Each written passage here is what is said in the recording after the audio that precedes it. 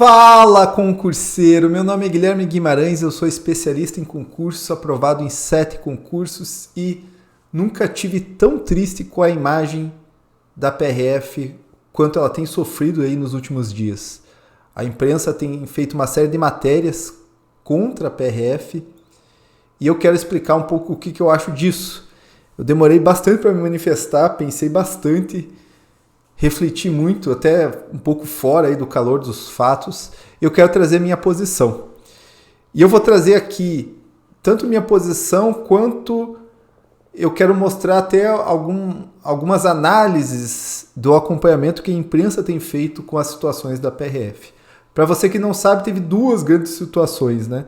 Nós tivemos na época da eleição a questão da PRF ser acusada de favorecer o candidato Bolsonaro e atrapalhar a votação em alguns pontos chaves do Brasil. E depois da eleição, com a derrota do presidente Bolsonaro, com a vitória do Lula, a PRF foi acusada de ter feito corpo mole, né, nas manifestações e nos bloqueios que tiveram por todo o Brasil. E frente a esses dois fatos, a PRF ficou muito na mídia nos últimos dias, né? Nunca vi a PRF tão na mídia, infelizmente, de uma maneira muito negativa. E eu quero trazer aqui alguns posicionamentos e algumas análises. Mas antes, assim, eu peço que você assista o vídeo inteiro.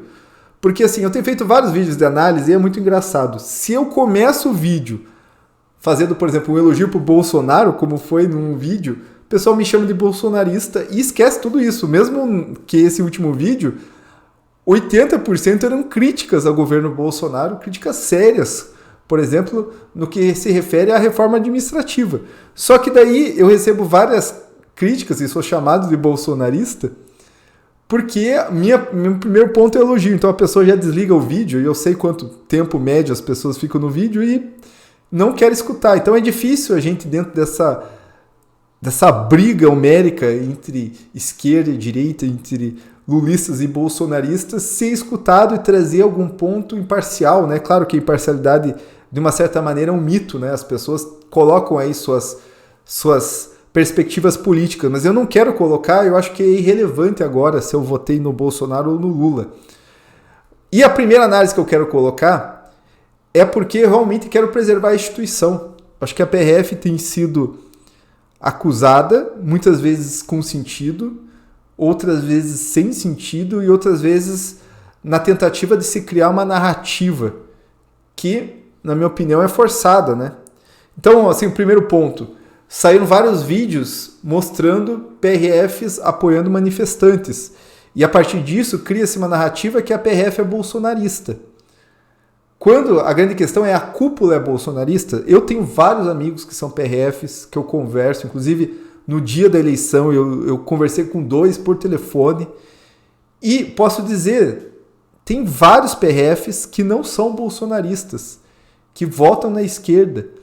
Então você criar essa imagem que o presidente mandou, teve uma ordem ilegal e todo mundo obedeceu, é um pouco deturpada, porque a PRF é feita de pessoas e nenhuma instituição eu acho que é 100% bolsonarista ou 100% lulista. E daí você quer criar essa imagem de nós, todos os policiais são de direita e claro, pode ser que tenha mais policiais de direita, mas até eu tenho uma impressão que a PRF talvez seja uma das instituições policiais, olha o que eu estou falando, que tenha mais gente de outras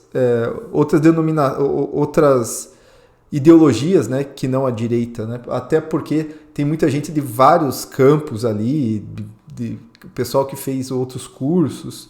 Então, esse daí é o primeiro ponto.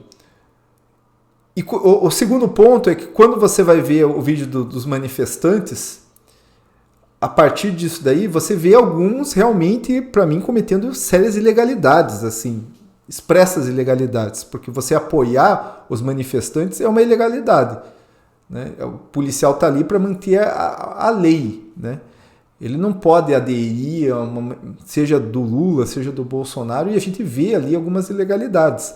Agora, eu vi 3, eu acho, ou 2, e vi vários policiais cumprindo com o dever. E daí a ideia da imprensa é que, a partir desses 3 todo mundo descumpriu. Então você quer criar uma generalização. Esse é o problema, a generalização dentro disso tudo. E veja, eu acho que foram uns 400 bloqueios, mais ou menos. Certamente, boa parte desses bloqueios a gente teve imagens dos PRFs atuando.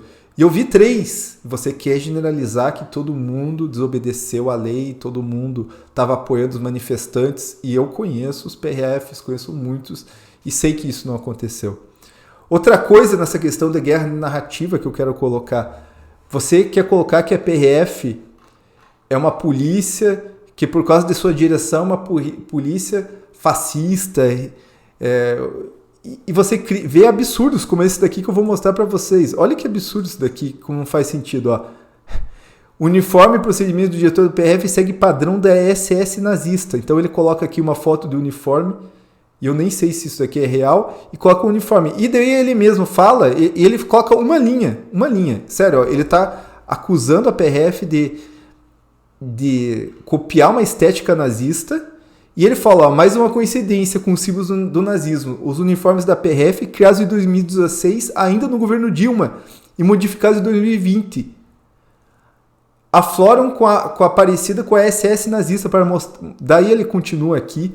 Então, assim, veja, muitas vezes quer se criar uma noção que é absurda. A própria reportagem diz que foi criado no governo Dilma, e todo mundo sabe disso daqui. E daí, não, você tem que criar uma narrativa que é uma polícia nazista, que é uma polícia fascista. E assim, sério, você não precisa forçar, né? Você não precisa... A gente vê forçando, né? Muita forçação. E mesmo no bloqueio, né? Muita gente colocou, não, por que a PRF não resolveu no primeiro dia? Veja, aqui eu não estou querendo passar pano. O que você não vai ver aqui é passar pano. Mas assim, vamos ser bem sinceros, foram mais ou menos 400 bloqueios. Ainda que a PRF tivesse os melhores policiais do mundo, pense que são mais ou menos 13 mil policiais, desses 13 mil, boa parte trabalha no administrativo, né? Boa parte, não quero dizer a maioria, mas uma parte trabalha no administrativo.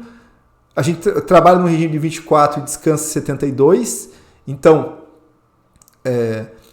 desses 13 mil aí, especula-se mais ou menos 2 mil e poucas policiais. Só que desses 2 mil e poucos policiais, um policial fica no posto. Então, pense que 2 mil e poucos, 2.500, você colocar ali os 800 ficam no posto. Então já vai para 1.700. E foram 400 bloqueios. Pensa que teria 4 policiais para cada bloqueio. Imagine, bloqueios com mais de 100 pessoas, 120, como você quer que 2 policiais resolvam com o uso da força? É normal que a PRF chegue no primeiro momento dialogando mesmo. Aliás, eu nunca vi ao contrário na instituição. A instituição sempre trabalhou nesses termos. E daí você quer criar uma imagem que a PRF, não, como polícia, não foi ali dura, ou não foi ali fiel à lei. Claro que eu não quero colocar a mão no fogo que houve omissão por parte da direção, e é isso que é preciso se entender, a diferença entre a direção e a própria polícia, né? A diferença entre uma polícia de Estado, e daqui a pouco essa direção está saindo, com uma polícia de governo. A PRF nunca foi polícia de governo. Eu trabalhei na PRF, muita gente critica os governos do PT, eu nunca vi deixar de, por exemplo, fazer apreensões porque era um governo do PT. Nunca vi. Nunca vi, inclusive, corpo mole. Inclusive, no governo do PT houve uma série de recordes, que é importante que se diga que foram batidos pelo governo Bolsonaro. Mas até então eram recordes do governo do PT, de apreensão de drogas e de outros trabalhos no combate à criminalidade. Então,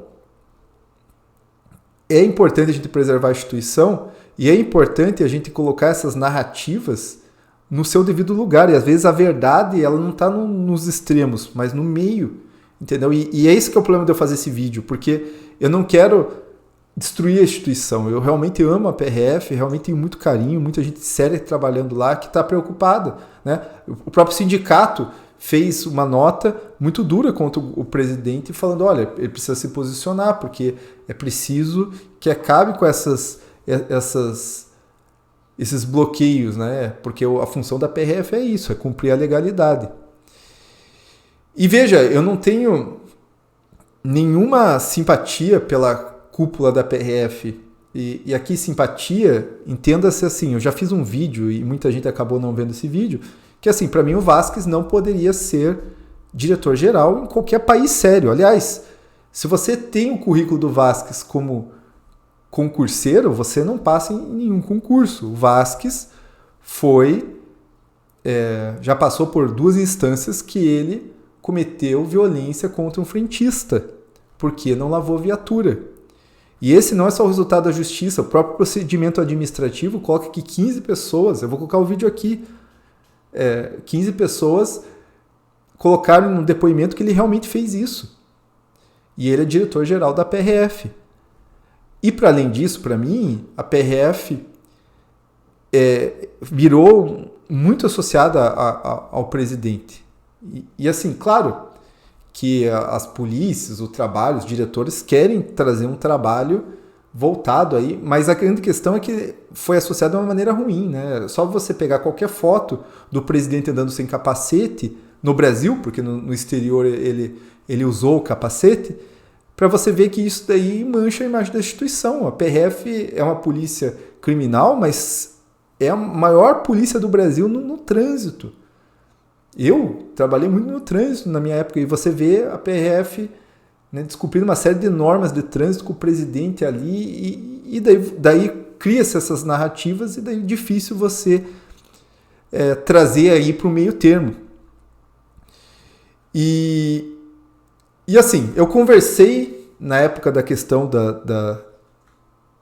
da eleição, né, se realmente teve. A maior parte dos meus colegas, como eu trabalhei no Sul, né, continuam trabalhando no Sul, um colega falou que houve realmente uma forçação. E eu acho que o que deve fazer, não é com base no que eu pesquisei, né, é muito pequeno, é fazer realmente uma investigação. Né, uma investigação e se realmente for verificado que a cúpula da PRF quis impedir ou cercear ou tentar cercear o direito de voto, que seja punida, porque isso é muito grave. Né?